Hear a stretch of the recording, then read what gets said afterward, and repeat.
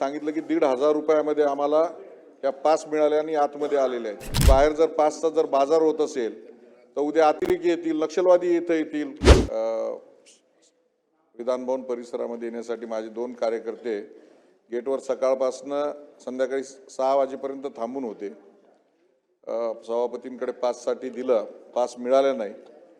शेवटी मला ते आतमध्ये भेटले। त्यांनी सांगितलं की 1,500 रुपयामध्ये आम्हाला या पास मिळाल्या आणि आतमध्ये आलेले आहेत। तर अशा पद्धतीनं आमदारांनी पास मागितल्यानंतर 5-5, 6-6 तास संध्याकाळपर्यंत पास मिळत नाहीत आणि बाहेर जर पासचा जर बाजार होत असेल तर उद्या अतिरेकी येतील, नक्षलवादी इथे येतील, विकत घेऊन जर पास इथे यायला लागले। माझं नाही, 2-4 आमदारांचा अनुभव आहे। तुम्ही याची साक्ष लावा। साक्षीला समोरच्या कार्यकर्त्याला बोलवतो, कोणी पास दिला काय नाही ते सगळं तुम्ही शहानिशा करा। आणि अशा पद्धतीने जर विधिमंडळामध्ये जर पास विकल्या जात असेल अतिशय लाजिरवाणी बाब आहे। मला लाज वाटली त्या कार्यकर्त्याच्या समोर। त्याचे ताबडतोब तुम्ही चौकशी लावा। ठरलं होतं का कोणाला पास द्यायचे नाहीत? आज तुम्ही जर परिसरात बघितले तर अक्षरशः धक्काबुक्की लाटालोटी होईल असे एका भागातले 20-20, 30-30 कार्यकर्ते आहेत। मग एकतर प्रोटोकॉल पाडला असेल की कोणाला पासच द्यायचे नाहीत, मग आता इतके कार्यकर्ते आले कसे?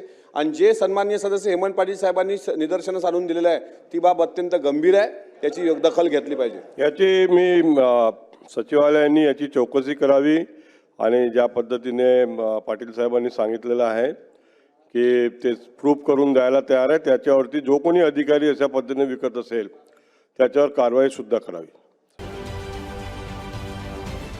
महाराष्ट्रातील सर्व बातम्यांचे विश्वासार्ह व्यासपीठ,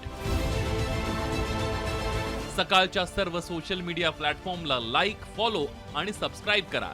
तसंच सर्व नोटिफिकेशनसाठी बेल आयकॉन प्रेस करायला विसरू नका।